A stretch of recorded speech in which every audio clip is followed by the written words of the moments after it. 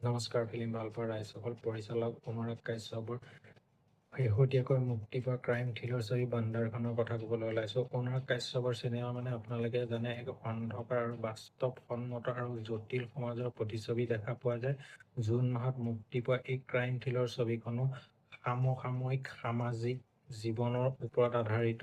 ইয়াৰ কাহিনীটো আপোনালোকক অলপ ক'বলৈ ওলাইছোঁ। ছবিখনৰ মূল চৰিত্ৰত অভিনয় কৰিছে ববি দেওলে। সমৰ নামৰ চৰিত্ৰটো এজন বয়সস্থ আৰু লাহে লাহে নিজৰ জীৱনৰ জনপ্ৰিয়তা হেৰুৱাই যোৱা এজন শিল্পীৰ চৰিত্ৰত অভিনয় কৰিছে।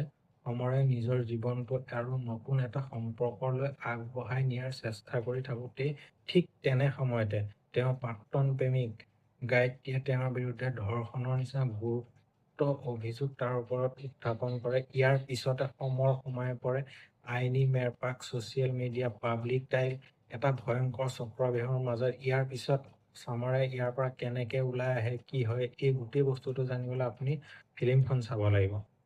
ইয়াৰ পজিটিভ দিশকেইটাৰ ওপৰত ক'বলৈ ওলাইছোঁ। ববি দেওলে বৰ ধুনীয়া এক্টিং কৰিছে। তেওঁ এই ছবিখনৰ আটাইতকৈ শক্তিশালী চৰিত্ৰটো তেওঁৰে আছে।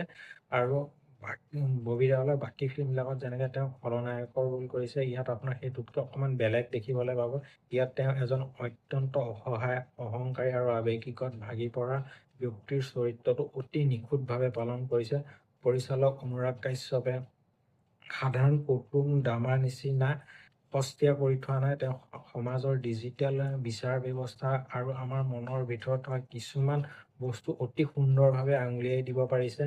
সহকৰ্মীখিনিও তেওঁ একদম বহুত ধুনীয়া এক্টিং কৰিছে। আৰু কাৰাগাৰৰ ভিতৰত কিছুমান দৃশ্য যোনবোৰ শ্বুট কৰিছে একদম পুৰা পাৰফেক্ট। যেনে গান আৰু জেলত থাকিলে আপোনাৰ কেনেকুৱা অৱস্থা হ'ব পাৰে, কি হ'ব পাৰে, আপোনাৰ খাদ্যৰ পৰা হৈ আপোনাৰ লেট্ৰিন কৰা, এইবিলাক একদম পুৰা পাৰফেক্ট দেখাইছে।